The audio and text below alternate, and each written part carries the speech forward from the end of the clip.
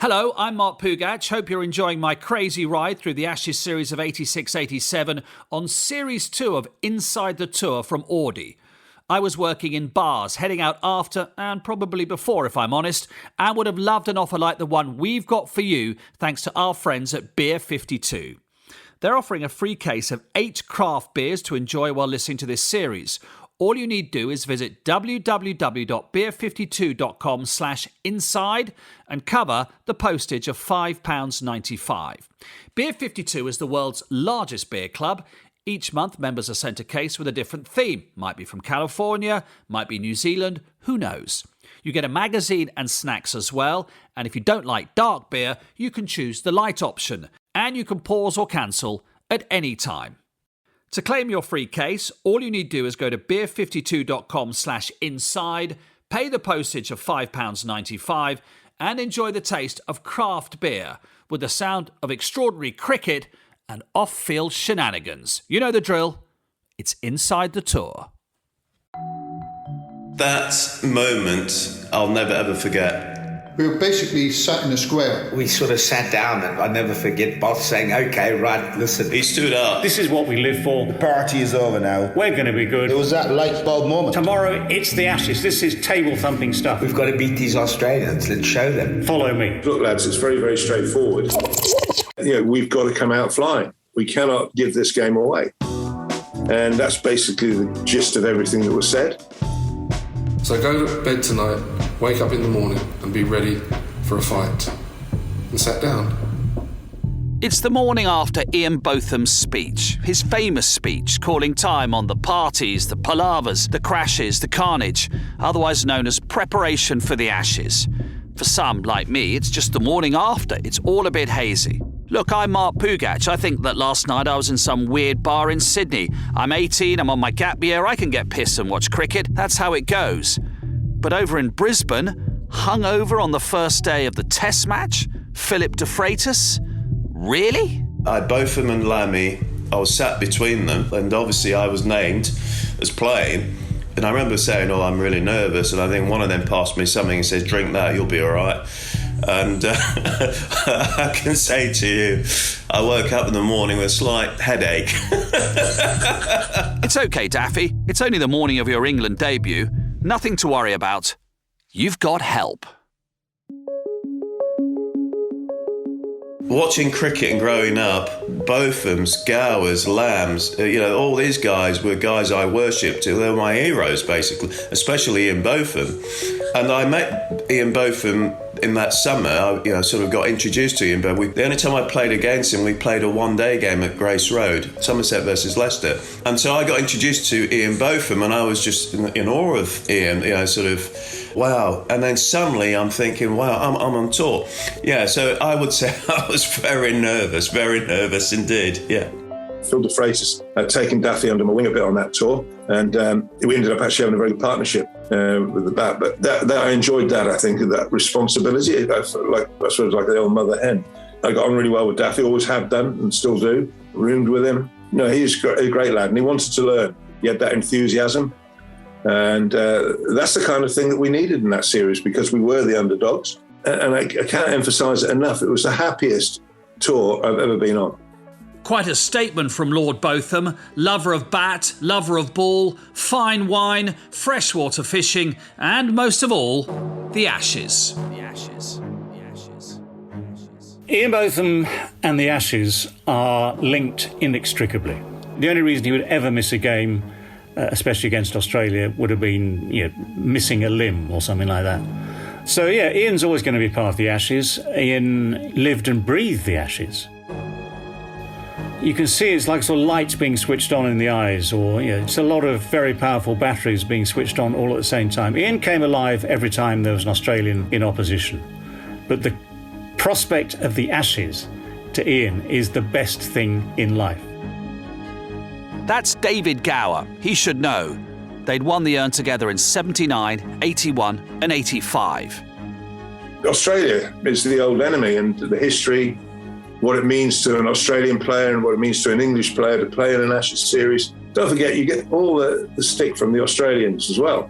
No, I'm not talking about the players.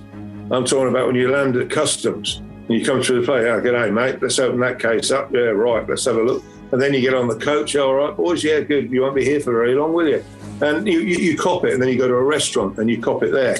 And so you need to be together, and you need to do things together, and which is what happened. Which is all very well, but this year, 1986, had seen a big, beefy problem. In May, Botham was suspended by the Test and County Cricket Board for recreational drug use. The story had plagued the authorities since the winter in the Caribbean. The ban was for 63 days, ruling out their superstar player until the final test of the summer. Well, first and foremost, I thought I should have been playing in the test before, because after I'd served my time, quite ludicrous really, but still anyway, that was the way it was in those days. Did the time, and then smashed 100 for Somerset on my day back. I was in fine form, playing well, hungry. You'd think the way that they picked the side, I must have been away for 2.5 years, not 4 weeks. So really quite stupid that I had to go and prove that I could still play. But then that was the way it was in those days. Finally, back in the team for the Oval Test with New Zealand, Beefy prepared for his first delivery, cheered on by a raucous home crowd. Well, I came in, Bruce Edgar was there. I was determined not to bowl my usual loosener, the long hop that gets clattered somewhere. So I stretched a bit more than usual. I'm always wary about trying to bowl it flat out first ball up. And he sort of felt for it outside the off stump. And then Gucci did his utmost to try and drop it. I was more interested in looking at where the selectors were and just reminding them that I could still bowl and it'd take me one ball. I was a bit miffed, shall we say, with the selection process. But I'd made my point on the field. The match eventually fizzled out in the pouring London rain, handing the series to New Zealand. But I.T. Botham was back, on the plane, and off to the Ashes.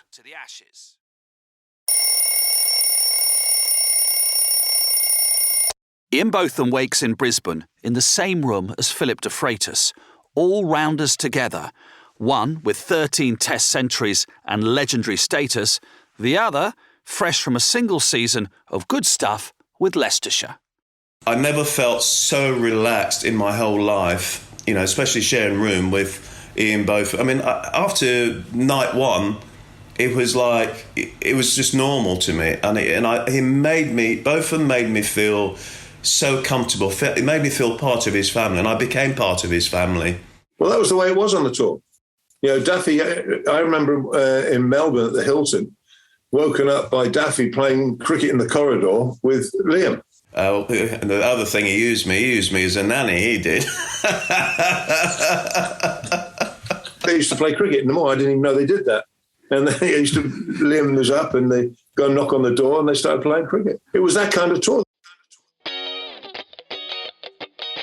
So it's time to move the cricket from hotel corridor to Test Match Arena. Ian Botham's 14th and final Test Match 100 would come in this opening match of the series. Some would say it's the best innings they've ever seen him play. Well, in the circumstances, it's right up there. This was Brisbane, the Gabba. The first test. It's Friday the 14th of November, an overcast morning. Mike Gatting's wavering.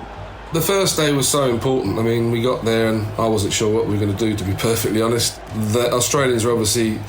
The newspapers were just horrendous. I mean, ours and theirs. I mean, it was just like Australia had to turn up and that was it.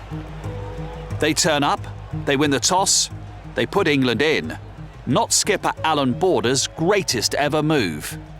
Close call, but I played a lot of cricket at the Gabba, and I knew that that first morning would offer a fair bit of swing with the overhead conditions that prevailed at that time, and the surface, nice green grassy cover to it. But you do have to strike with the new ball. It's a real new ball wicket. I was aware of all that, but I was worth taking the chance. We just thought we'd get England in. They'd been struggling, and take the high ground, knocking England over early. You don't often do that in Test cricket. Maybe In Brisbane, in Sheffield Shield cricket, you do a lot, but not in test matches. Didn't agree with it, but I didn't have much to say. I was the 12th man, so I wasn't having much say in what went on. It was a part of that lack of confidence in your young players. I thought it was a puzzling decision to send England in, but I knew what it was based on. It was based on a lack of security, and hopefully you can knock England over cheaply on the first day, and then you're into the series in a way, but it didn't pan out like that. That's Geoff Lawson, an Aussie great. But 12th man? Why is he not playing? My particular circumstance was interesting because I just come off a back injury where I hadn't played Test cricket for about 15 months. It was a very serious injury that I may never have played again, and I was battling back. I bowled okay, but nothing brilliant.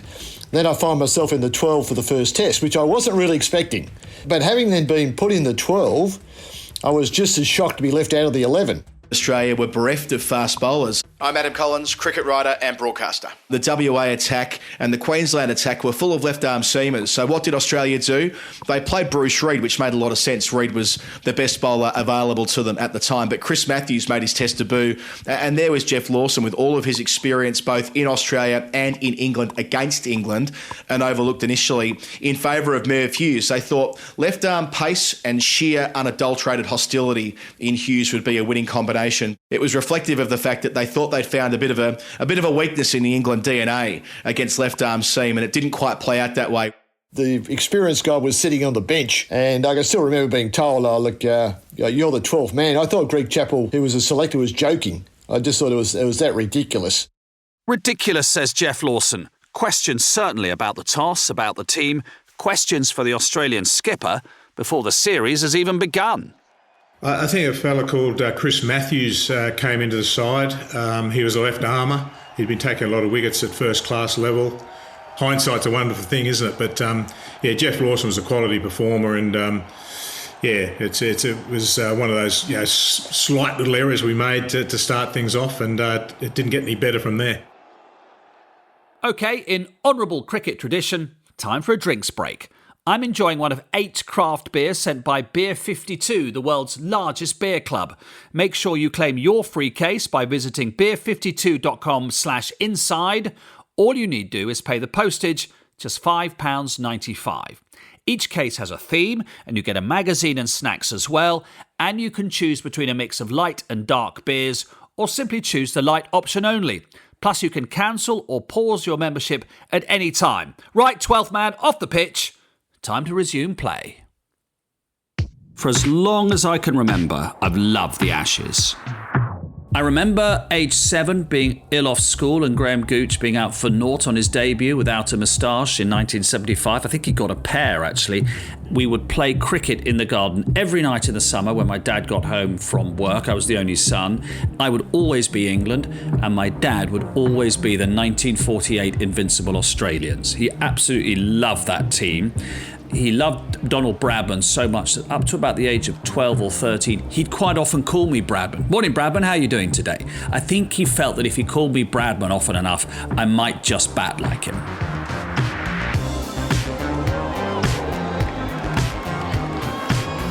This was Brisbane, the Gabba, the first Test.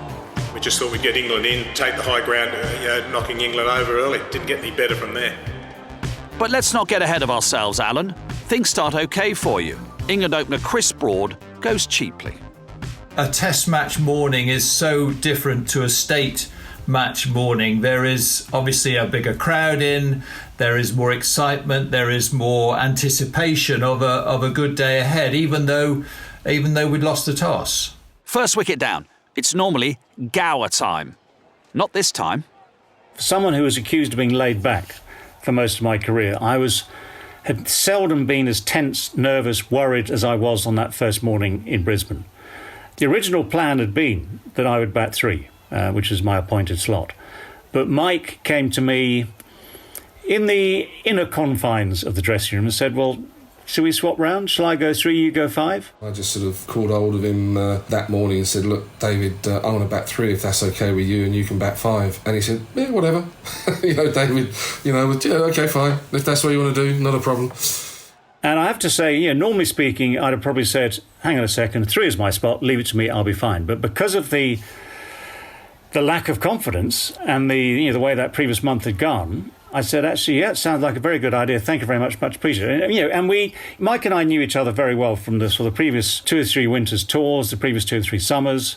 Him as my vice captain, that sort of thing. So we understood each other pretty well, and actually it was a very good move. So Mike went 3. And we managed to get through it. It was an important morning. We battled hard, Ath battled hard, and we got through it reasonably well. I got out, sadly, bad time. I got out for 60 or so, I think. Ath was still going, and Lammy was in when we had to come off for rain, and it sort of chucked it down. The Ath we're hearing about. One of the unsung England heroes, Gloucestershire's Bill Athey, opening in the absence of Graham Gooch. He's 76 not out overnight. And he stays 76. Day 2 begins with the inevitable Australia fight back. The following morning we went out there, I think we were about 220 for 3, in a really, decent position. To get 400 there first innings is always a good thing, and I thought, with the guys we got left in, people in, we'd be all right. Anyway, we lost 2 in 2 almost in that first morning, and of course who strolled out? D.I. Gower. My passport says I'm David Gower. And I.T. Botham. Beefy is here and he's doing a podcast. I think the scene was set from there on in. Botham turns up, and when things are the most dire, that's when he produces his best cricket. If England had been 4 for 320, he probably would have donged one straight up in the air. But the game was nicely poised, and he just came out there and played that swashbuckling type innings that he is famous for, unfortunately, mainly against us.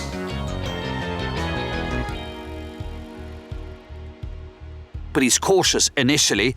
Gower at the other end makes a scratchy 50.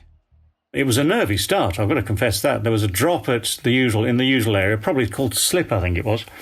It went quickly, I'll give it that. I gave it a chance because it went quickly, but on another day it could have been snaffled. That could have been the worst possible start to the Test series. But I got 50. When you get a bit of a score like that, then the world starts to be a better place. It's the Queensland calm before a Sunshine Coast storm. Suddenly a flurry of wickets. Gower gone, Richards gone, Embry gone, calling Phil De Freitas. On debut, time to get the roommates together. This is my hero who's batting, and I'm walking out to go and bat for England. So this is my first moment of playing for England, and I'm walking out, and I promise you, I was so nervous. I was so nervous. And then I walked out, and I'm thinking, I'm walking out to bat in an Ashes Test match with my roommate and my hero. And it says things couldn't get any better. It's like a dream. You dream about these things, you're your hero, you're playing in an Ashes match, you're going out to bat. And I walked out, and I must have been sort of gone blah, blah, blah, blah, like that, and both of them just says, just watch the ball. And I remember my first ball off Merv Hughes. Merv might have said something to me, and both of them turned around and said, "Don't worry, I'll sort him out." For the next hour and a half, 2 hours, I stood at the other end and watched one of the most amazing innings I've ever seen.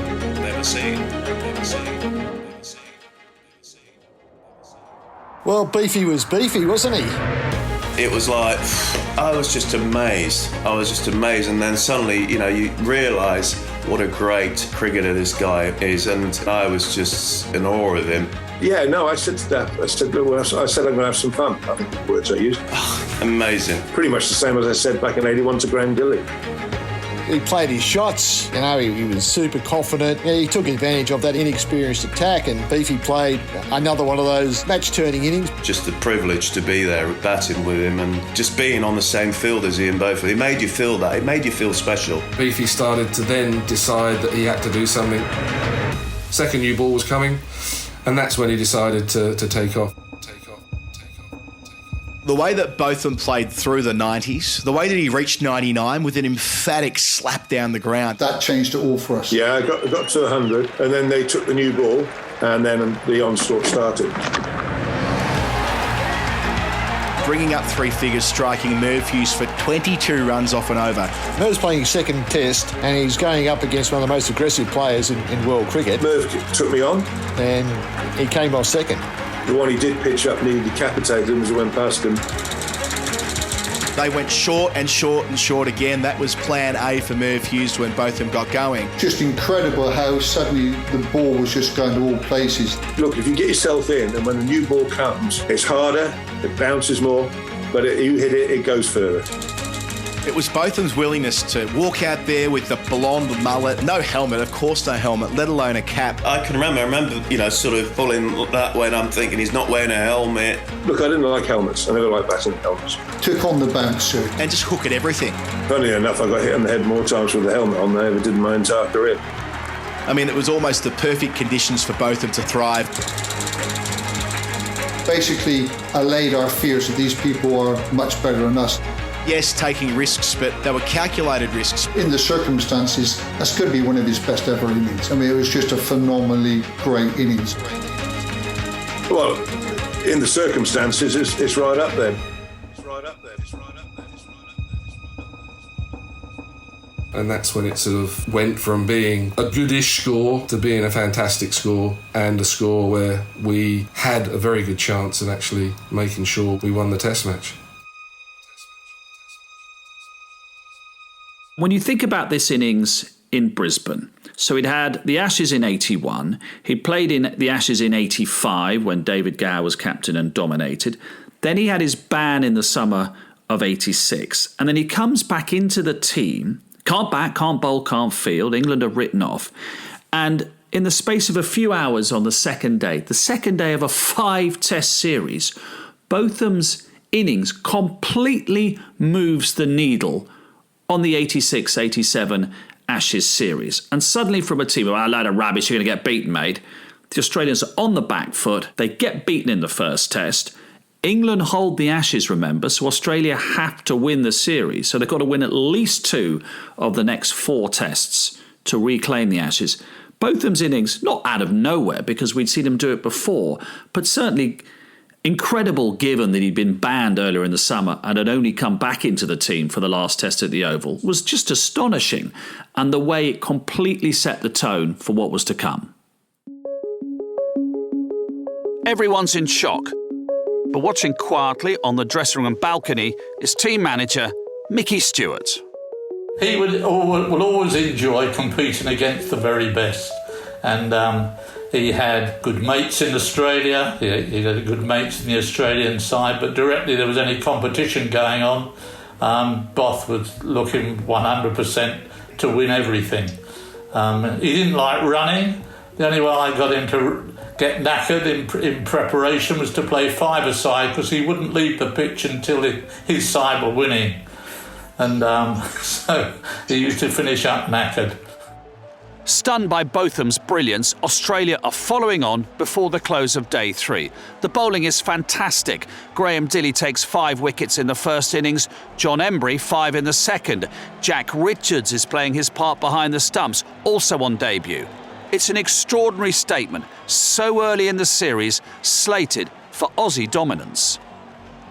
England wrap up a 7-wicket victory early on day 5. The tourists, a rabble and ramshackle in the build-up, are 1-up in the series.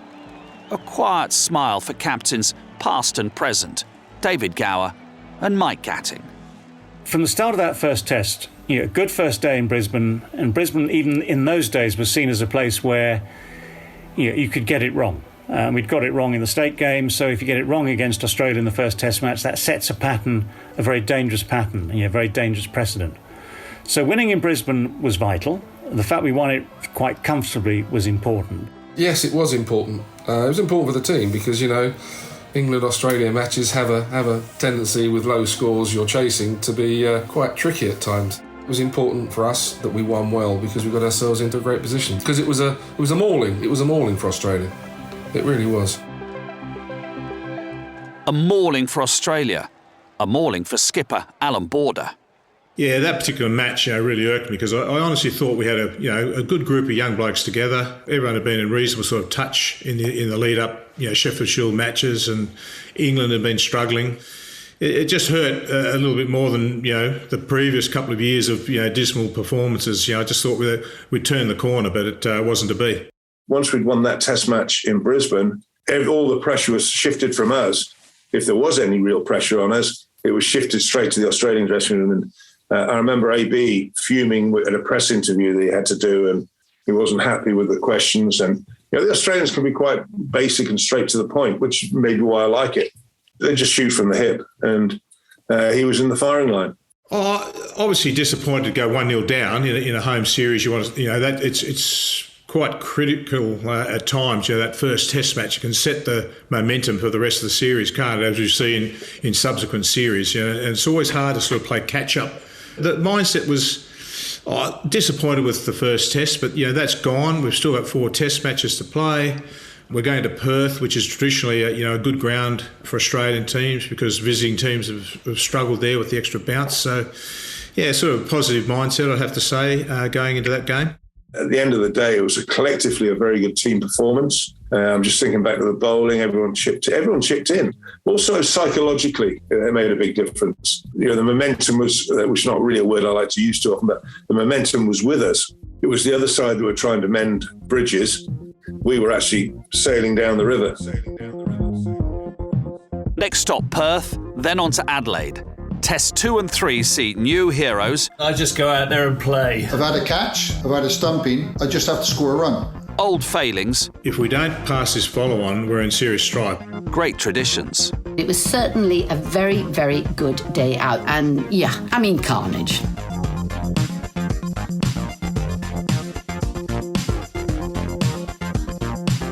Inside the Tour, The Ashes is presented by Mark Pougatch, original music and sound design by Lee Sperry, additional music Dan Compton, produced by Jonathan Overend at 9419 for Audi.